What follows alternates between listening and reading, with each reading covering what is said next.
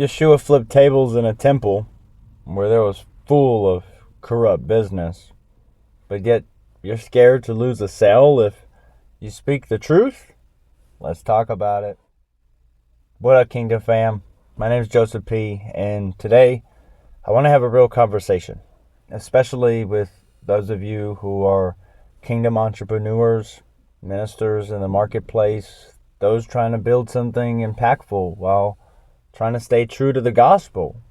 I want to have a conversation because I see it just too often, man. We say we're building kingdom, but we're watering it down to stay liked, to keep clients, or to blend in with networks. And I get it. It's tough. But let me remind you. Yeshua didn't play safe, and I want to encourage you, neither should you. We talk about Jesus flipping these tables. John chapter 2, verse 15. There's another detail I like to bring up. It says that Yeshua didn't just see the corruption in the temple and then go flip tables. It says that he made a whip with cords. He literally took action. He did so much more than just going into there and disrupting the system. He literally took action beforehand and took proper preparations. He flipped tables.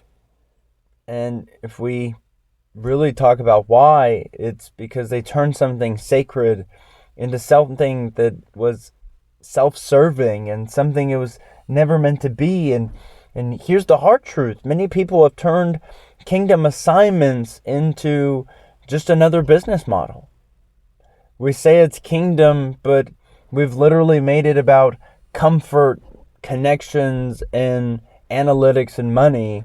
We don't want to lose this sponsor. We don't want to offend that partner. We soften the gospel so that we can increase our business reach. But on the back end of this, in doing so, we've literally decreased our spiritual authority and the dominion that we're meant to have in the marketplace. Now, don't hear what I'm not saying. I'm not saying that business is bad. Right, there was plenty of businessmen in the Bible. There's plenty of entrepreneurs in the Bible, both men and women. And I'm not saying business is bad, but they didn't trade truth for the sake of a transaction, right? The mission was to stay true to the spiritual mission, which was to make disciples and not just go viral. The mission wasn't just gaining influence, but it was actually making a kingdom impact on the earth. And if we're honest, maybe even some of us are doing business with Jesus on the side instead of building our business truly as an altar to the Lord.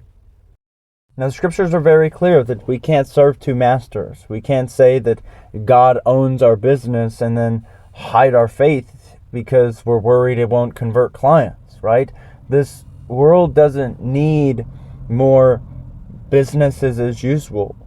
It needs deliverances in boardrooms. It needs truth being spoken in marketing strategies. It needs purity as the pipeline. It needs holiness, and it needs to stop blending in so we don't lose money. And when our Father owns all things, we're going to lose money. Our Father owns all things. That doesn't make sense. Anyways, what's the very thing that you're afraid to say? Because that's the thing, the very exact thing that someone probably needs to hear so that they can be set free. And what if I said, I know there's a spiritual enemy, but what if the very enemy that's standing in your way is not the spiritual enemy? What if it's your brand? Sometimes we get so stuck building our brand that we forget we're ambassadors of the kingdom. So, here's my challenge for you today. Speak truth with boldness.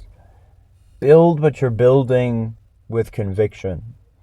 Flip tables if you have to, but don't flip sides.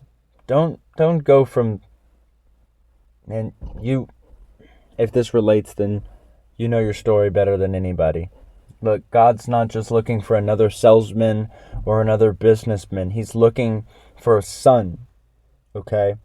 And one who will steward and manage the resources and the finances on earth well, so that we can make disciples, advance the gospel, take care of the poor, take care of the afflicted, take care of those in need, right? We have a purpose.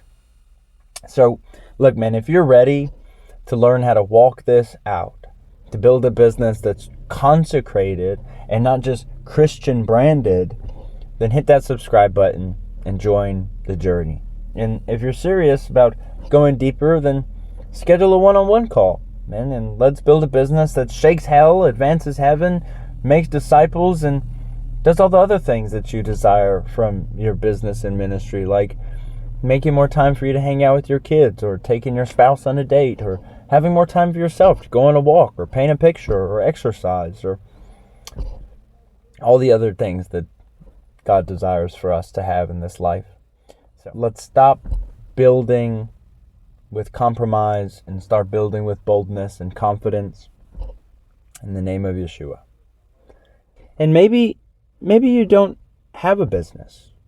Maybe you're in full-time ministry and trying to figure out how all that works out. Or maybe you're not in a ministry and maybe you don't have a business. And maybe you're just trying to be the best ambassador of Christ you could be. Then I still believe that this applies for you. We're not supposed to compromise. Let's take what our Father says. Let's believe Him at His word. Let's believe Him enough to take action. And let's just see how simple obedience produces fruit. Y'all remember to stay encouraged, stay armored up, and we'll see y'all in the next video.